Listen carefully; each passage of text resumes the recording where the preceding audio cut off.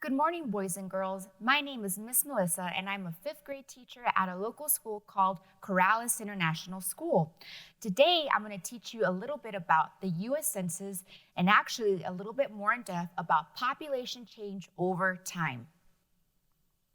So, what exactly is the U.S. Census?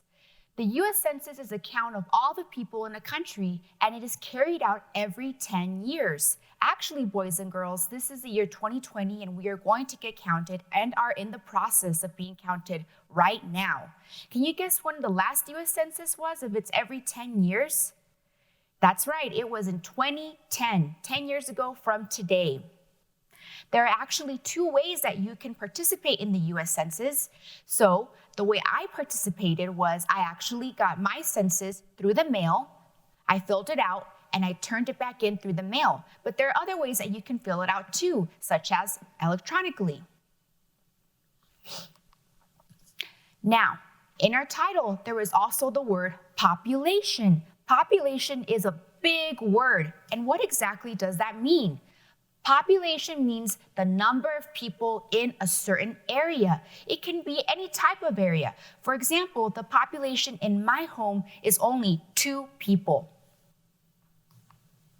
So, what we'll be doing today?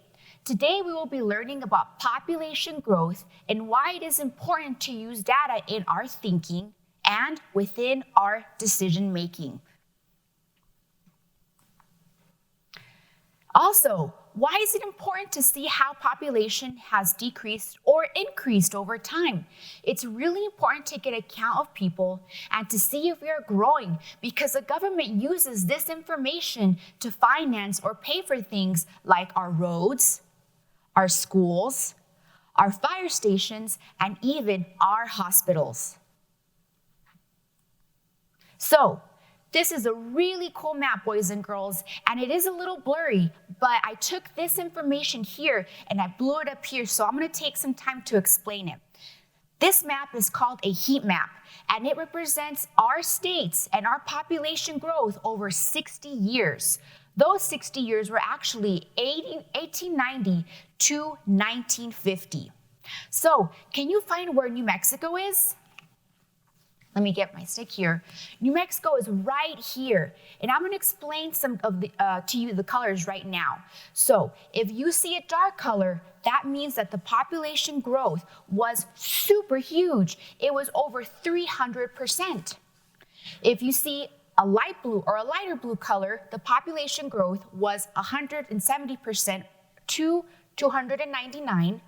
An aqua color, right here, like Minnesota, 110% to 169.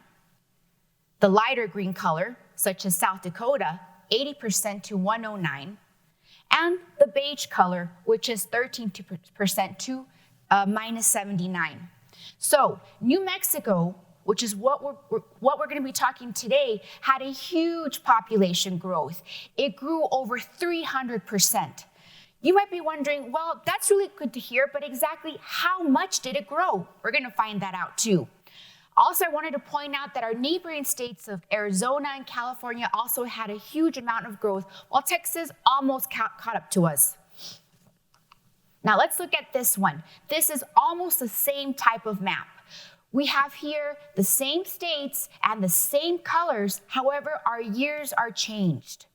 We have here 1950 to 2010, only 10 years ago. Let's see how much New Mexico grew then. So New Mexico is again in a dark blue area. Dark blue stands for 175%. So again, New Mexico's population grew so much. Texas also grew as much. Arizona grew as much. California did as well. So now we're going to talk about exactly what those numbers were. Okay, so this is some data, and data is information with numbers in it. We have so many numbers here. We're going to be talking about 5 different states right now and in the next couple of slides. We have here New Mexico, Arizona. I'll use the flags here, boys and girls. This is a New Mexican flag, Arizona, Texas, California, and Colorado. The first set of information is 1890, and I'm going to explain a little bit here too. When I refer to rows, I'm talking about information that is across. When I'm talking about columns, I'm talking about information that is in a vertical form. So let's see how much New Mexico grew. New Mexico started with a population of 160,282 people. Then, 60 years later, in 1950, it grew about six times its size to 681,187 people. Now, in 2010, it expanded so much more to 2 million, over 2 million people with 2,059,179. That's so much. Let's see if we can compare and contrast it to another of our states, our neighboring states actually. My family is from Arizona, so I'm going to talk a little bit about Arizona. Arizona started with actually less population than New Mexico with 88,243 in 1890. Then it grew almost 10 times to 749,587 in 1950.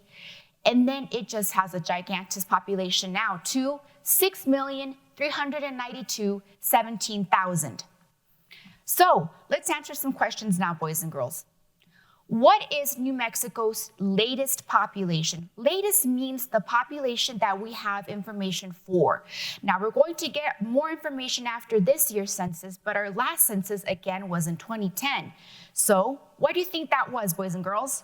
We're going to look at the last column. And our answer should be 2,059,179. Let's see if we're correct. Yes, that's it. What did it start from? So what that means is what was the earliest population? So we go to our first column, and it's actually 160,282. Right here. Population-wise, and that's talking about how many people are in an area only. What is the biggest state of these 5 states? So we're going to look at this population and find the biggest number. So we've got 2 million, 6 million, 25 million, 37, and 5 million. It seems like California is the biggest state right over here with over 37 million people. So question 1. Did your state grow a lot, double or more, or just a little since 1890? We're going to be using the same information here. So here's New Mexico, 1890, with 160,000 to over 2 million. So I'd say yes, it did.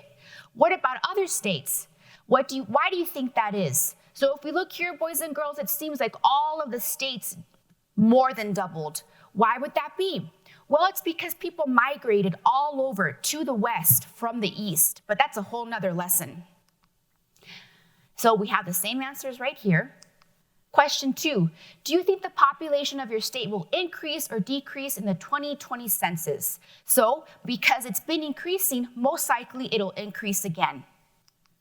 Since we grew at least 175% from 1950 to 2010, most likely it'll increase again. Question 3, using your prediction from question 2, how will this likely change the resources your state receives? Well, if we have some resources that are given to us now, we're going to have more. So most likely we'll have more resources for funding. And lastly, based on what you learned today, what would happen if people didn't answer the census questions or didn't count everyone in their home accurately? Most likely, people didn't answer the census or did not count everybody in their home. We would be lacking in some funding for schools, hospitals, roads, and our fire stations. So in summary, we learned about population growth. We learned that it's super duper important to be counted since our government decides how to finance our roads, schools, fire departments, and hospitals, among many other things using our census. Don't forget to get counted in the 2020 U.S. Census. I'm Ms. Melissa, and thank you for joining us today for APS Home, for At Home with APS. Bye.